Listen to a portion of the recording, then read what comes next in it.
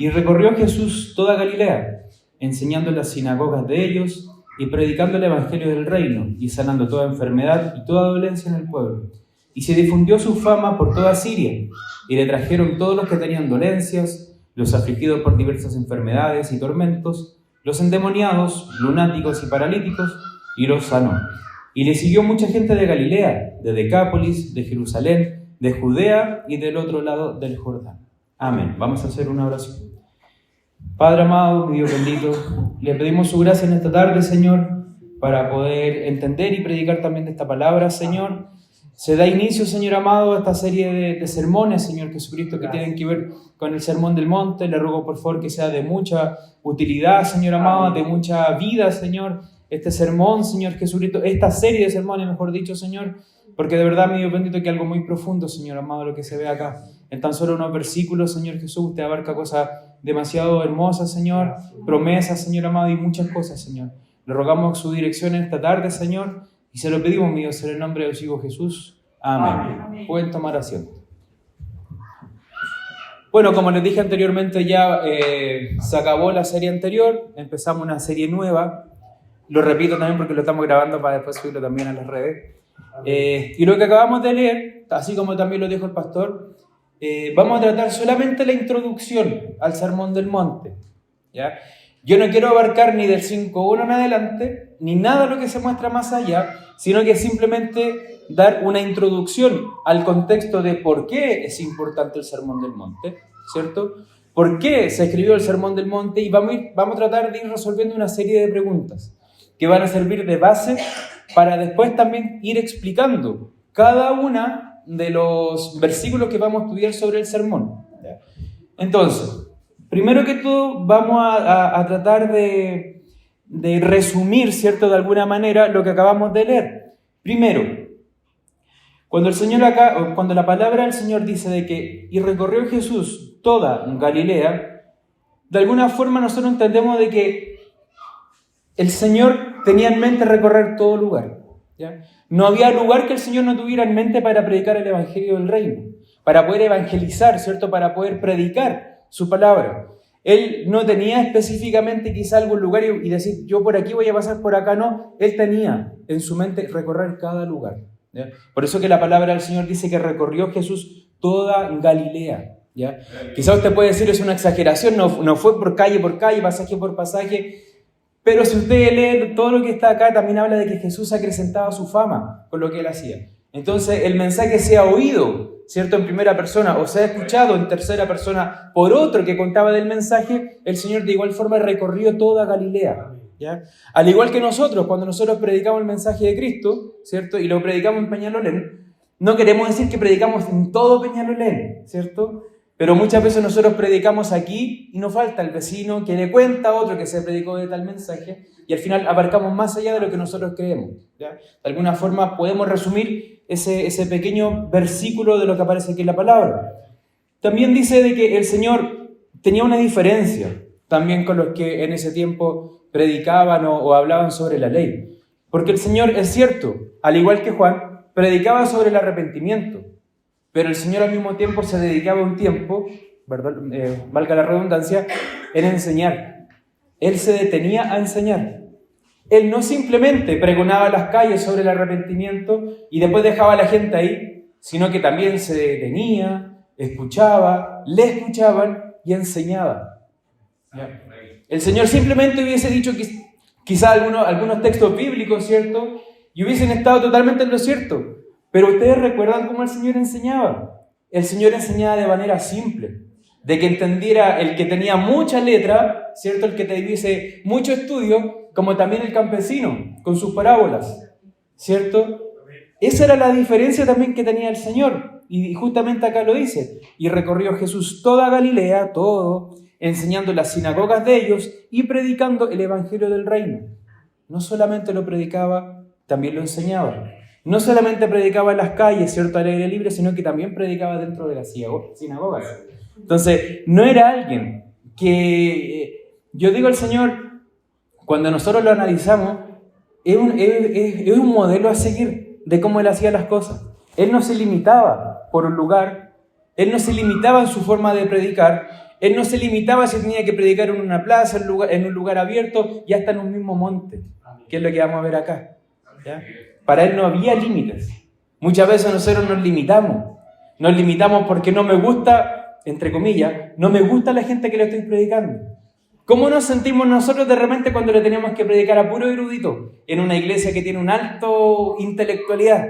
¿Cierto? Si estuvieran aquí puro erudito, ¿cómo me sentiría yo predicando? Me sentiría probablemente mal.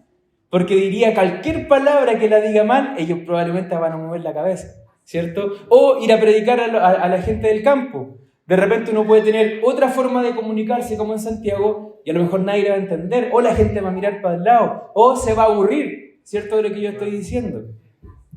Pero el Señor tenía otra forma, ¿ya?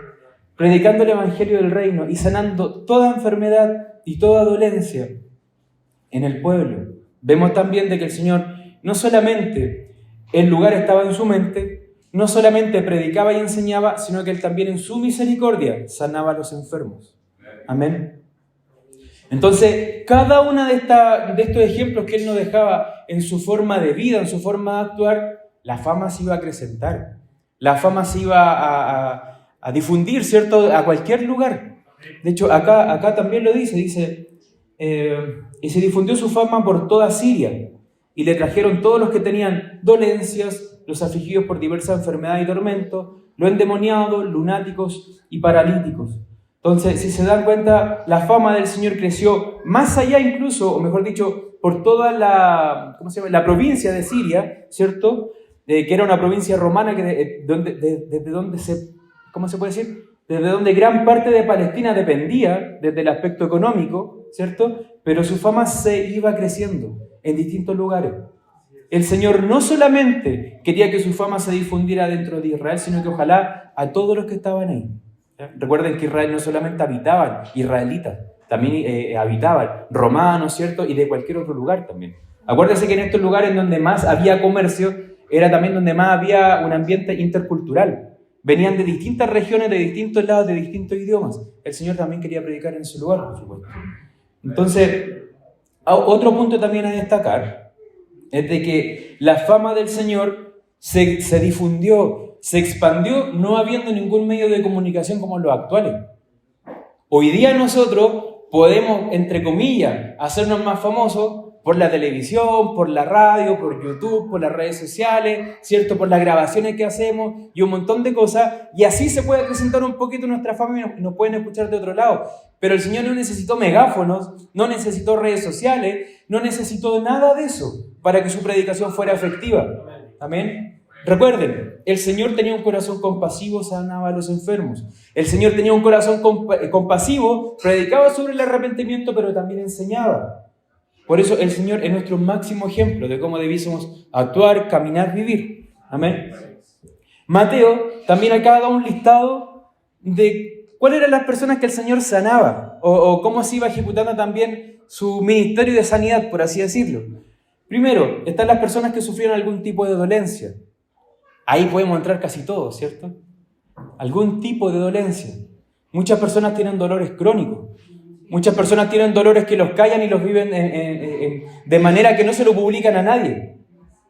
Pero ahí estaba el Señor, escudriñando los corazones también de aquellos que simplemente tenían dolencia. Amén. El segundo grupo, afligidos por distintas enfermedades y tormentos. Pueden haber muchas enfermedades, hermano.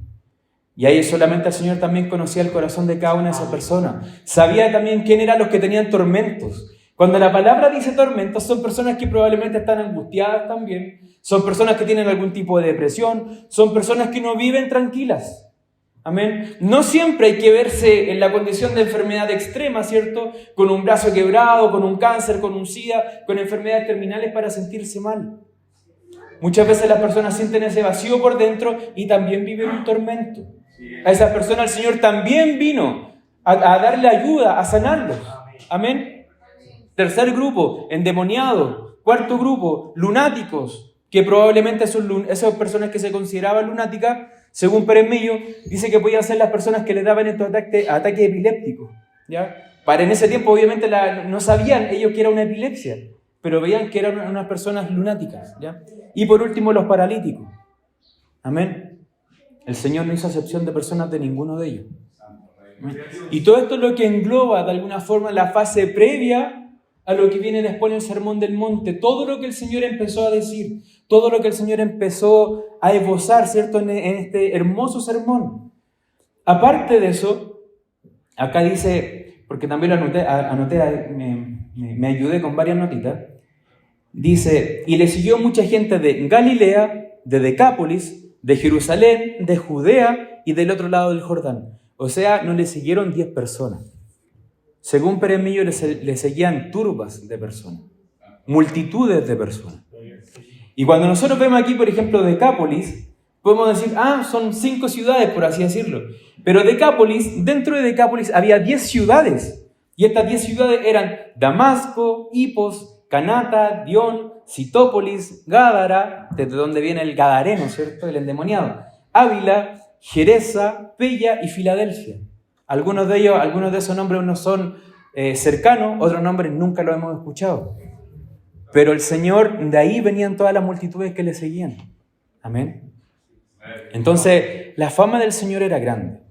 Y todo esto es la antesala a lo que el Señor va a empezar a explicar en el Sermón del Monte y va a empezar a enseñar y va a empezar a ejecutar casi como un manifiesto, por así decirlo con palabras actuales, ¿ya? Y vamos a ir viendo cuál es la importancia también del Sermón del Monte un poquito más adelante. Ahora, yo sé de los que escuchan quizás este sermón en las redes sociales o los hermanos o hermanas que están recién empezando a entrar a la iglesia, a lo mejor se pudiesen preguntar, o a lo mejor conocen algún versículo que está inserto en el Sermón del Monte, pero no saben quién fue el que empezó a hablar sobre el Sermón del Monte, el que dio este sermón. El único autor del Sermón del Monte es Jesucristo, ¿ya? Primero vamos a resolver quizás esa duda. ¿Quién realizó este sermón? El sermón lo realizó Cristo el Señor. Amén. De su propia boca, en un lugar en particular, que también lo vamos a ir desarrollando un poquito más adelante. Pero el Señor fue el que se dirigió con estas hermosas palabras sobre el Sermón del Monte. ¿Cuál es la idea de esta introducción? La idea es que usted sienta ánimo. Espero no desgastarlo y que diga, oye, que se viene pesado el Sermón del Monte, sino que todo lo contrario. Que esperemos ver las grandes riquezas que el Señor nos tiene en el Sermón del Monte. De lo que nos espera también domingo a domingo, de ir descubriendo de la gracia del Señor dentro del Sermón del Monte. Yo cuando me ponía a estudiar sobre esto, ya obviamente uno empieza a leer para darse alguna idea, y una de las preguntas es, ¿en qué lugar se situó esto? ¿En qué lugar? ¿En qué monte? Porque cuando nosotros leemos sobre los montes en la Biblia, hay varios montes que se nos vienen a la mente. O por lo menos a los que leemos un poco más la Biblia, ¿cierto? El monte Moriah, no sé si algunos lo han escuchado, pero el monte Moriah, donde el Señor le dijo a Abraham que llevara también a su hijo en sacrificio. Bueno, no le dijo que llevara a su hijo en un principio a sacrificarlo, pero le dijo que le fuera a hacer un sacrificio a ese lugar, ¿ya? El monte Moriah. Después vemos también el monte Moriah en el caso cuando se levantó el templo de Salomón. No les quiero dar una clase de montes porque yo tampoco me la sé al revés y al derecho, pero también hay otros montes que no son conocidos a nosotros. Por ejemplo, el monte de los Olivos, cuando el Señor ascendió, ¿cierto? Y de aquel mismo monte el Señor también va a descender, según lo que dice en Hechos, ¿cierto? Está el monte Sinaí, ¿cierto? Yo no sé si es monte o no, pero también puede ser el monte Gólgota, ¿cierto? Que estaba a las afueras, en un lugar también más alto. Entonces, hay varios nombres de los montes de los cuales nosotros tenemos cierta referencia a ciertos hechos históricos, ¿ya? Algunos dicen que era el monte Moriah donde el Señor hizo esto, otros dicen que en otro lugar, y así. ¿Saben cuál es la importancia de esto? De que lo importante no es el monte, de que lo importante es el sermón. El sermón que el Señor dijo. Ahora, algunos dicen, si la Biblia hubiese dejado quizá el nombre del monte, probablemente ya existiría una religión abocada a ese monte. A lo mejor serían los seguidores del monte Moriah, por así decirlo, y adorarían aquel monte en donde el Señor hizo aquel sermón, porque así es el corazón humano. Así como también el Señor lo hizo, ¿cierto?, con el cuerpo de Moisés, cuando desapareció, porque sabía que de alguna forma probablemente los seguidores de Moisés iban a idolatrar quizá el cuerpo de este hombre. Y en el Señor pasó exactamente lo mismo con este sermón. No se revela así abiertamente, o no hay consenso cuál fue el monte, pero eso no es lo importante del texto. Lo importante, o realmente importante, podemos sacar algunas conclusiones, pero no son bíblicas. Entonces yo prefiero no aventurarme quizá alguna interpretación. Lo que sí hay que dejar en claro de que lo importante fue el sermón. Y es el sermón del monte.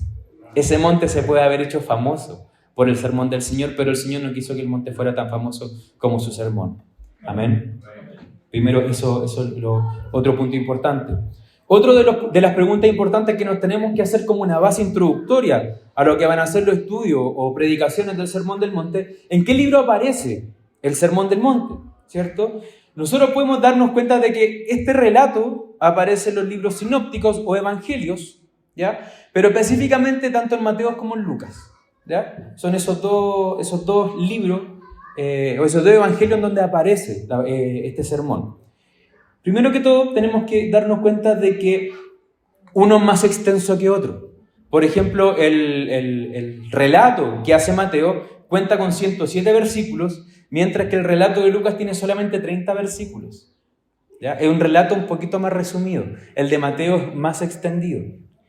Y ustedes saben que de repente cuando la Biblia presenta estos casos, en donde pareciera que hubieran ciertas discrepancias, se levantan también al tiro los liberales diciendo, la Biblia se equivocó, o la Biblia no tiene relación, o hay ciertas discrepancias, ¿cierto?, de lo que aparece en los escritos bíblicos. No tiene nada que ver una cosa con la otra. ¿Ya? Lo primero que tenemos que tener o entender es de que la palabra del Señor tiene ciertos hechos históricos, pero con distintos puntos de vista. ¿Ya? El punto de vista de Lucas fue un punto de vista un poco más resumido, el de Mateo fue un punto de vista un poquito más extendido. ¿Ya? Nos entrega mayor información, lo cual es súper bueno. Ahora, otras personas también se hacen la pregunta, ¿es el mismo sermón? Porque he escuchado relatos diferentes con respecto a de que se subía al monte, otro que bajaba al monte. Y eso, por ejemplo, lo vamos a encontrar un poquito más adelante mira, leamos Mateo 5:1. Mira, Mateo 5:1 dice, viendo la multitud, subió al monte y sentándose vinieron a él sus discípulos. ¿Cierto? Subió al monte. Y después en Lucas 6:17 dice, y descendió con ellos y se detuvo en un lugar llano en compañía de sus discípulos. Entonces aquí algunos dicen, bueno, se ve que son dos relatos diferentes porque Mateo dice que subió, mientras que Lucas dice que descendió, ¿cierto? Pero aquí es una aparente diferencia simplemente. ¿Por qué? ¿Cuál es la explicación lógica de esto? O lo voy a tratar de relatar quizás no literal como lo tengo acá, pero lo más probable, como lo muestra la palabra del Señor, que Jesucristo siempre subía solo al monte a orar, ¿ya? Subía solo. En un momento probablemente bajó, ¿cierto? Tomó a los discípulos, pero ya estaban en el monte. ¿Qué fue lo que hicieron? Que después bajaron en el mismo monte a un lugar más llano, pero estaban arriba del monte, ¿ya? No es que hayan descendido y no estuvieran en el monte, sino que todo lo que sucedió en el relato de Lucas con el relato de Mateo es un mismo relato con mayor detalle, simplemente. Es, por ejemplo, que nosotros estuviéramos en el cerro también, ¿cierto? Y el pastor está por ahí arriba y nosotros estamos un poco más abajo, el pastor descendió, pero no descendió del monte, descendió donde estábamos nosotros. Todavía sigue arriba, allá arriba en la montaña, ¿cierto? No sé si se llega a entender, pero el relato no tiene ninguna discrepancia ni ninguna diferencia. Amén. Todo se dio en un mismo lugar, por si es que de repente escuchan que hay alguna diferencia, ¿cierto? No hay ninguna diferencia, ¿ya? Voy a leerle ahora literal, ahora que yo creo que se entendió. Dice, la aparente diferencia tiene una explicación lógica. El Señor debe haber estado orando solo la noche en el monte, en Lucas 6:15, por si lo quiere anotar o por si lo quiere ver después. En la mañana descendió a ese lugar llano que Lucas nombra en el 6:17. Allí escogió a los 12 apóstoles, lo pueden leer también en Lucas 6:13. Ya con ellos descendió aún más a un lugar más llano y más espacioso, en cuyo lugar la multitud se unió a él junto a los dos. ¿Ya? Entonces, ambos relatos son lo mismo, con mayor cantidad de detalle, pero podemos tomar referencia de ambos para tener una lectura un poquito más amplia. ¿Ya? Entonces, si hay puntos que a nosotros nos dicen que es un mismo relato, no solamente esto, sino que, primero que todo, ambos relatos comienzan con las bienaventuranzas. No voy a adentrarme en las bienaventuranzas, pero si ustedes empiezan a leer de Mateo 5:3 en adelante, y si usted ve su Biblia, dice, bienaventurados los pobres en espíritu, bienaventurados los que lloran, bienaventurados los mansos, bienaventurados los que tienen hambre y sed de justicia, y empieza una serie de bienaventurados, ¿ya? O las bienaventuranzas. Pasa lo mismo con Lucas, empiezan de la misma manera, ¿ya? Segundo, primero, las bienaventuranzas empiezan y terminan de la misma forma en ambos escritos. Tercero, la conclusión en ambos evangelios es la misma. Las dos terminan con la parábola de los cimientos. Aquella parábola donde uno hace su casa, ¿cierto? Aquella parábola como finalización después de aquel sermón. También nos da claro indicio de que era un mismo relato. No son dos relatos diferentes.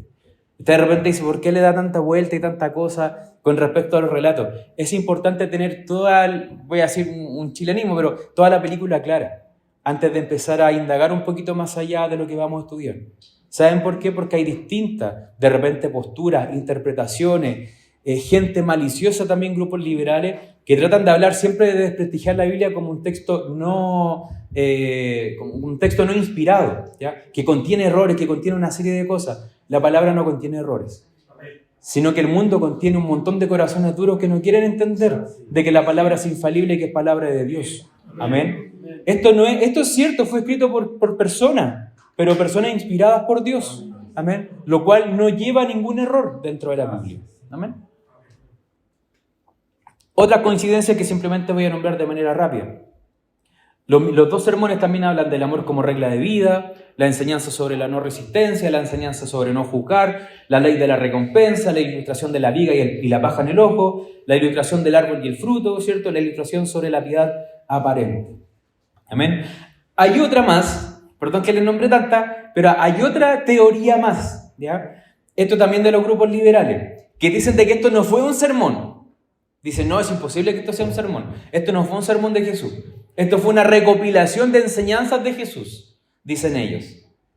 ¿Y en qué se basan? En que de repente hay algunos textos, por ejemplo, cuando nosotros leemos Juan, ¿cierto? Los milagros que va mostrando Juan probablemente no todos son cronológicamente correctos, por así decirlo, sino que tiene una intención más allá del autor, ¿cierto? Con aquellos milagros que presenta el libro de Juan. Ellos dicen, este sermón, ellos dicen entre comillas, este sermón probablemente no fue un sermón, sino que fue simplemente una recopilación de las enseñanzas de Jesús. Primero que todo, eso tampoco es válido, ¿ya? No es válido, porque empieza con un relato del Señor que bajó a una zona más llana, ¿cierto? Debajo del monte, ¿cierto? Anteriormente se hablaba de las multitudes que le seguían y Él expresó de forma abierta y a todos su sermón, ¿ya? Y después cuando usted ve al último, Él también termina su sermón y sigue predicando hacia las afueras. Pero no hay un corte que me indique de alguna forma de que fue una recopilación. No hay sustento. No hay una hipótesis clara que nos aclare de alguna forma de que esto era simplemente una recopilación. ¿Amén? Recuerden, pudiésemos decir, ya ¿qué importa si es un sermón o es una recopilación? Lo que importa al final es que las enseñanzas de tenerlas claras que son del Señor Jesucristo. Eso no es lo importante, son las malas intenciones detrás que tienen estos grupos. De desprestigiar la palabra del Señor, de desprestigiarla de alguna forma, de decir, esto no fue el sermón de Dios, sino que esto simplemente fue una recopilación hecha en manos humanas. Esto no fue así, hermano, ¿ya? Que también es importante poder entenderlo. Dice, para A.B. Bruce, no recuerdo cuáles son sus nombres, pero dice, según las palabras de él, que el sermón del monte es o fue una especie de retiro, lo que Jesús hizo con sus discípulos. Y el sermón entregado por los apóstoles es un resumen condensado de las enseñanzas del Señor. Eso dice Bruce. ¿Por qué dice aquello? Porque probablemente un sermón no se iba a dar en 10 minutos. O sea, nosotros podemos leer el sermón del monte, que son 3 capítulos, ¿cierto? Lo podemos leer en 10 minutos. El sermón no eran 10 minutos. Probablemente el Señor llegó, ¿cierto? Como lo dice en el 5.1 en adelante, preparó a las personas, ¿cierto? Adoptó una forma de cómo se hacía en ese tiempo que cuando alguien hablaba con total certeza, ¿cierto? Con total convicción, se sentaba con un maestro y explicaba. Así lo hizo el Señor. Y probablemente la conversación y el sermón tiene que haber sido largo, tiene que haber sido extenso lo que él explicaba. Lo que acá nosotros hoy día tenemos actualmente por Mateo y con Lucas es una condensación de lo más importante y de lo que el Señor también quería que nosotros nos quedáramos. Pero probablemente fue un retiro largo. Tiene que haber sido quizá una predicación de esas que no creo que le haya pasado al Señor, pero si le pasó a Pablo quizás sí. Pablo predicaba largo. Pablo podía predicar toda la noche. ¿cierto? Tanto así que uno de ellos se cansó, ¿cierto? Y se mató, se cayó de la ventana.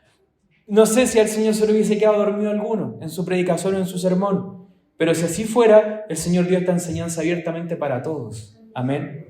Recuerde, probablemente esto puede haber sido parecido quizá a algún retiro para poder explicar esto. Ahora, ¿por qué fue importante el Sermón del Monte en ese momento? Y aquí también hay un listado de que fue por varias y distintas razones. Voy a tratar de no extenderme tanto para que no sea tan pesado, pero es importante saber. Primero, fue para que comprendieran el concepto bíblico de justicia y ley. Esto era necesario para que se separaran de la justicia ritual y legalista de los fariseos. ¿Qué es lo que estaba haciendo el Señor aquí? Se despegaba un poquito del sistema religioso. Recuerden de que la palabra del Señor no nos empuja a seguir una religión en particular. No nos empuja a seguir una serie de patrones de conducta para ser alguien. No nos empuja para quizás cumplir ciertas cosas para salvarnos o para ser mejor. La palabra del Señor no nos enseña eso en ningún momento. Todas nuestras obras no tienen ningún peso. Y eso el Señor nos deja muy en claro también en el Sermón del Monte. Amén. Segundo, quienes entren en el reino deben ajustar sus vidas a los principios y demandas del Sermón del Monte. El Sermón del Monte no es una nueva ley en la cual debamos cumplirlas para poder salvarnos. Es la forma de vida para todo aquel que es salvo. El Sermón del Monte, que será la predicación que se dará domingo a domingo, es para nosotros, para los que somos salvos. Es nuestra forma de vivir, es nuestra forma de actuar. Son las promesas que tenemos también del Señor, las bienaventuranzas. No es para el mundo. Bueno, y voy a seguir hablando más adelante sobre eso, que lo vamos a ir viendo más adelante. Tercero, el Sermón del Monte no es la forma de vida del creyente en el futuro o en el milenio. Vamos a ver un poquito más de eso. Es la forma de vida de todo cristiano. Recuerden que cuando Dios nos rescató, nos trasladó de este mundo malo, ¿cierto?, al reino de su amado Hijo. Y no nos dejó en pausa. Desde hoy ya vivimos en el reino de su amado Hijo. Amén. Entonces, ¿qué nos empuja esto? A vivir consecuentemente a lo que somos. La iglesia debe vivir consecuentemente a lo que es, no a lo que espera ser. Si vivimos esperando lo que vamos a hacer, nunca vamos a vivir consecuentemente con lo que somos actualmente. Nunca se nos va a poner ese peso sobre nuestra cabeza, sobre nuestras responsabilidades, a saber comprometernos con las cosas del Señor. Amén. ¿Eso nos ayuda a salvarnos? Por supuesto que no. Pero eso sí tiene que ver con lo que viene después de las bienaventuranzas. Leídas tal cual. Lo vamos a ir viendo también más adelante. Hay un autor que también tiene un libro que se llama El Sermón del Monte, que se llama John Stott, y él define de alguna forma de que el Sermón del Monte es el sermón más contracultural que existe. ¿Qué quiere decir contracultural? Que no sigue ninguna regla del mundo.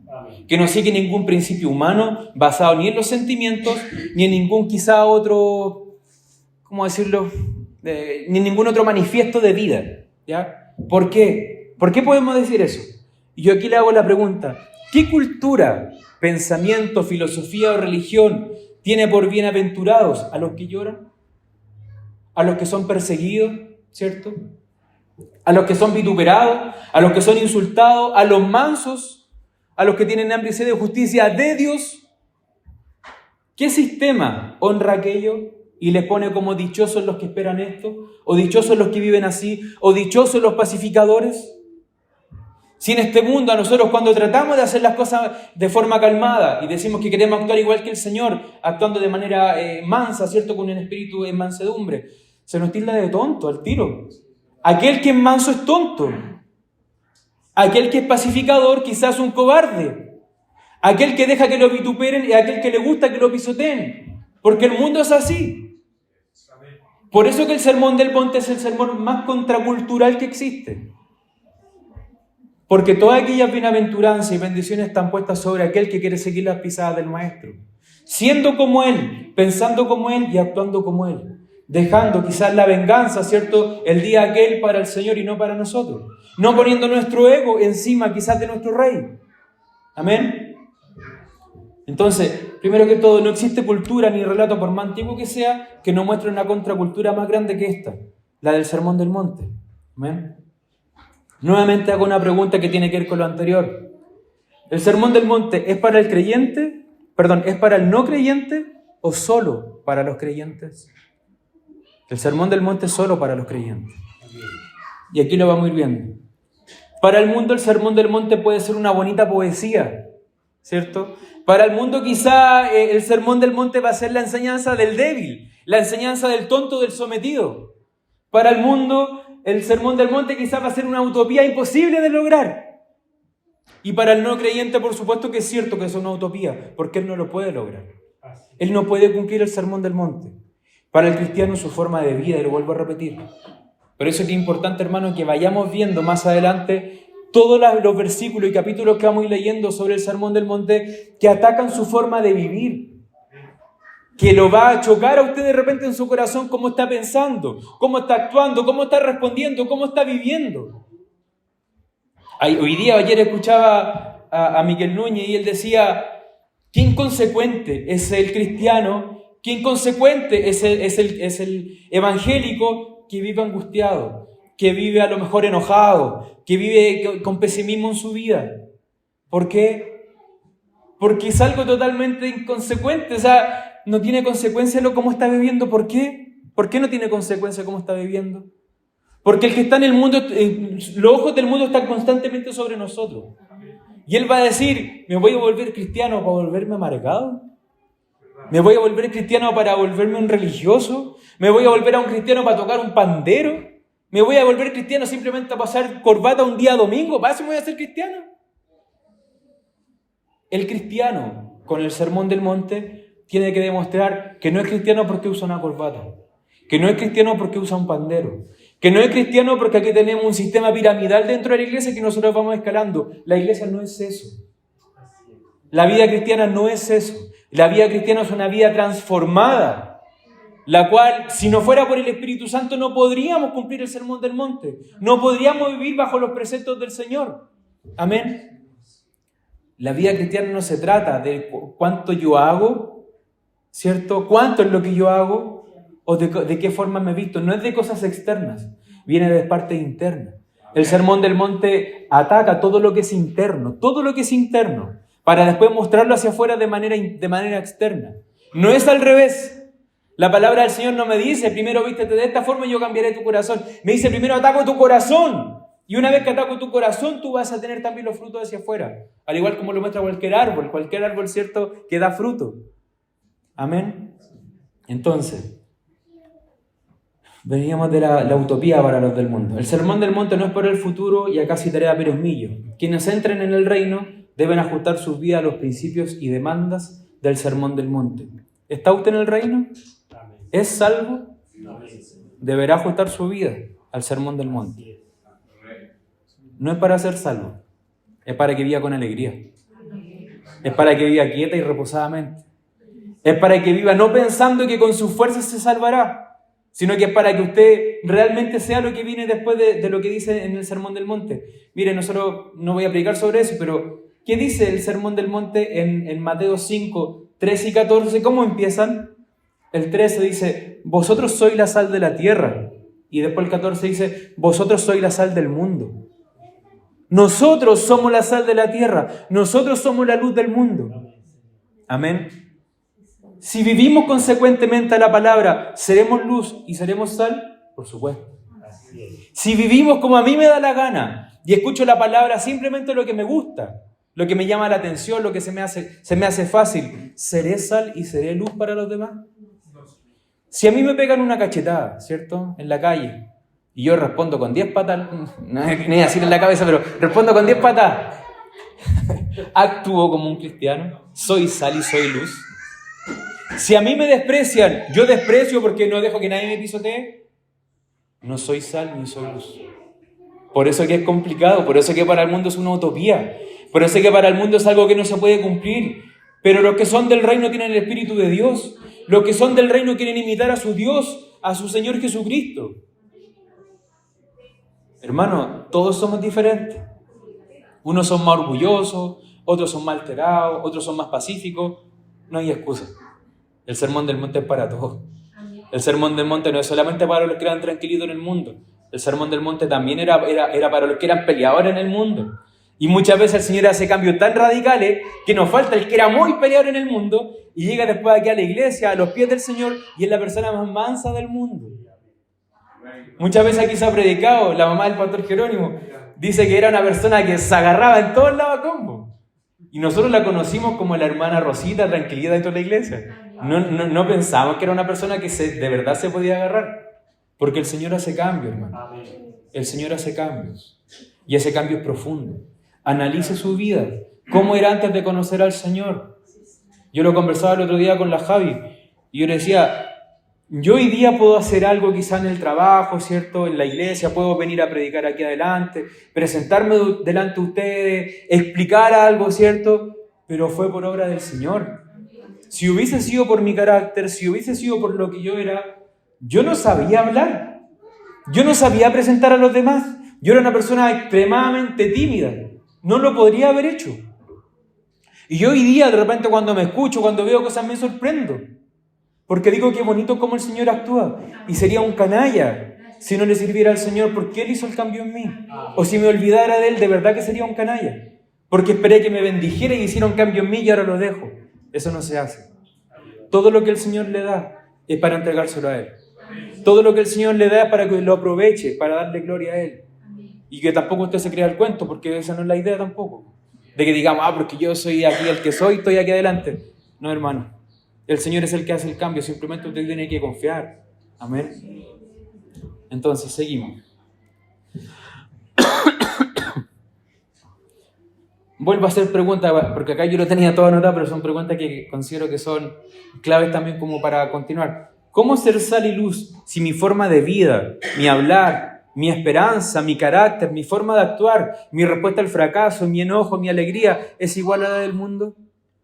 Si yo vivo sin esperanza, actúo igual al mundo. Si mi carácter es irritable, vivo igual al mundo. Si mi respuesta al fracaso es simplemente darme por vencido, actúo igual que el mundo. Si mi alegría incluso la tengo que manifestar con garabatos, con descontrol, con alcohol, con un montón de cosas, actúo igual que el mundo. Recuerde, el sermón del monte es el sermón más contracultural que va a tener. Muchas veces los punkis se creen contraculturales porque se rapan de tal forma, ¿cierto? Se pintan el pelo y tratan de ir contra el sistema. Los más que van contra el sistema son los cristianos.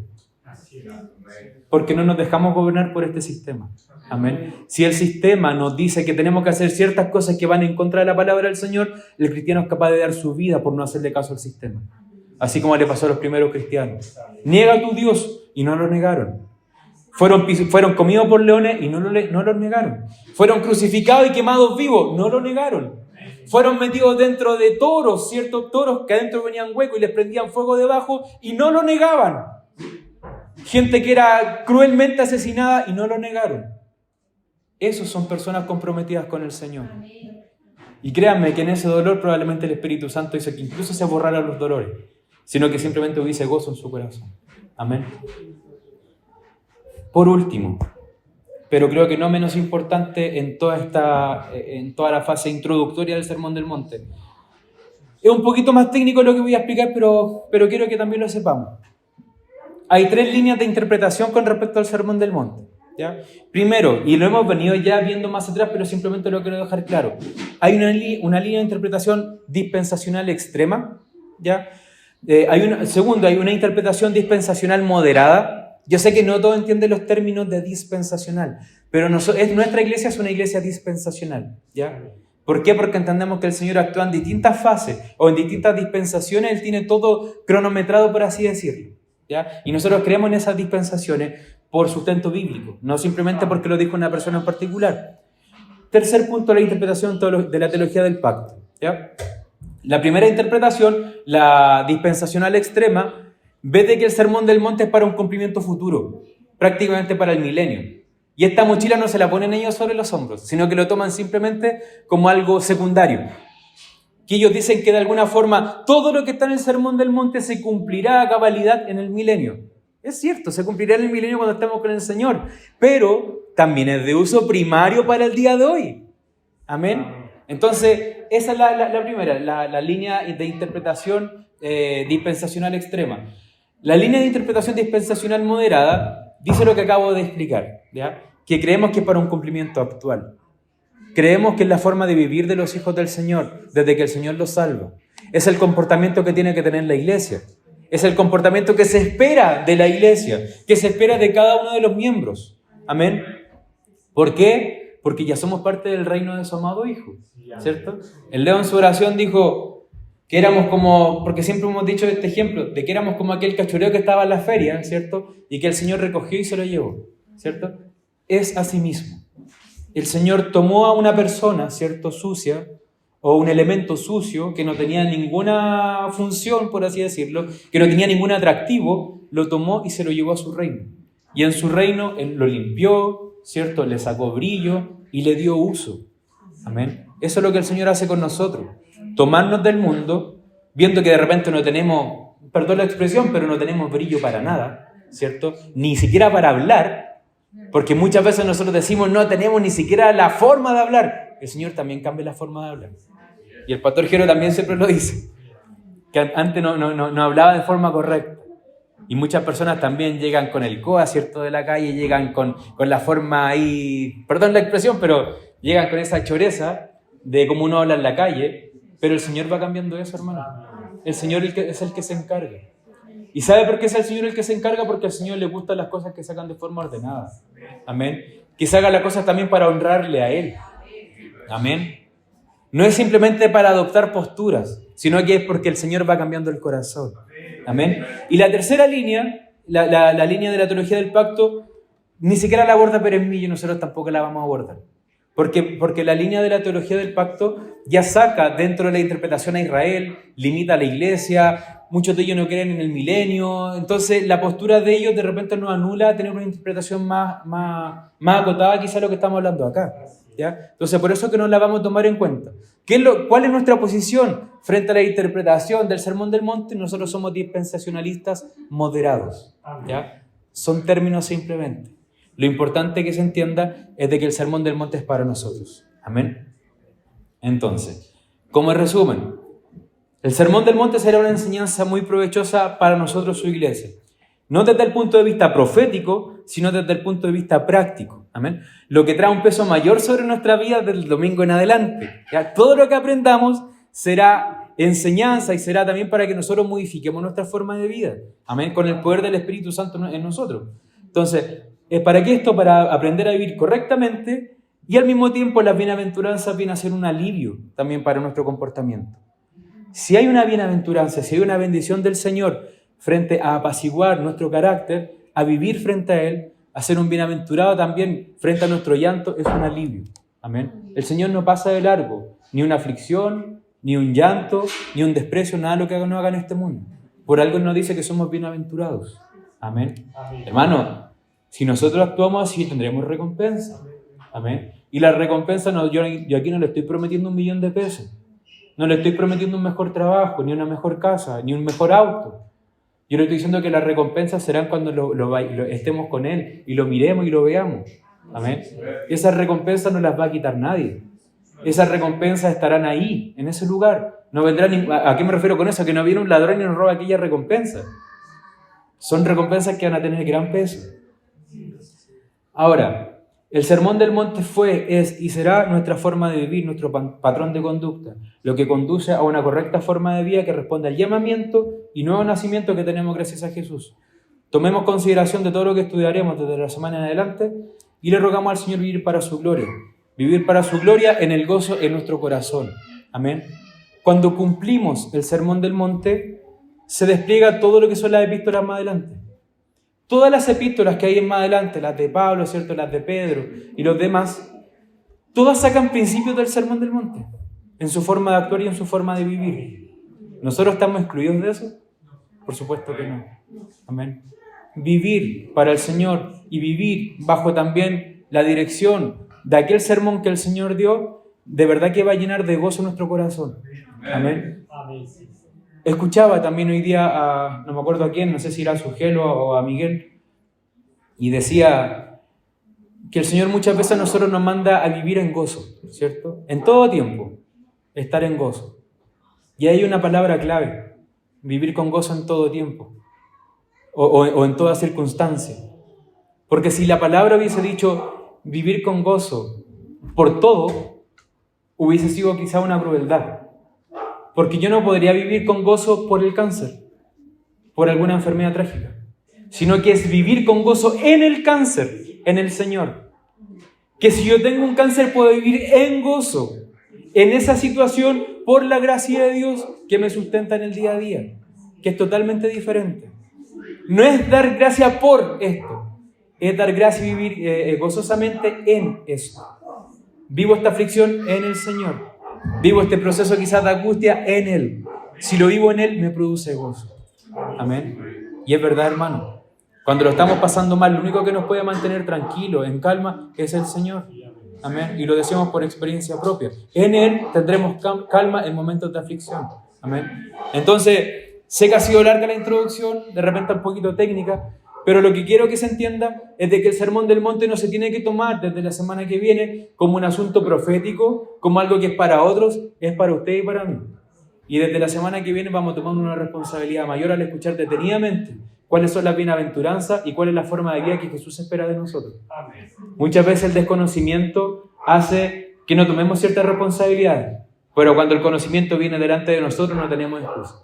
Amén. Así que el Señor les bendiga. Este es el sermón del día de hoy. Les pido que se ponga de pie y vamos a orar por su palabra y también por las semanas que vienen.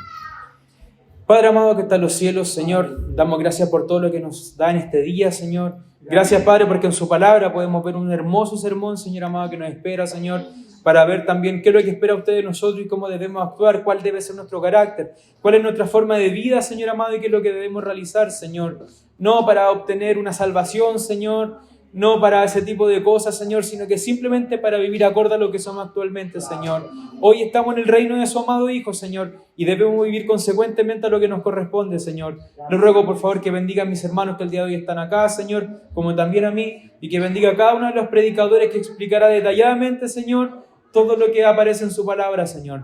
Padre, su palabra cambia vidas, Señor. Su Espíritu Santo viene sobre nosotros, Señor amado. Y si no hay palabras, Señor Jesucristo, aquí ya se activa de las predicaciones, Señor.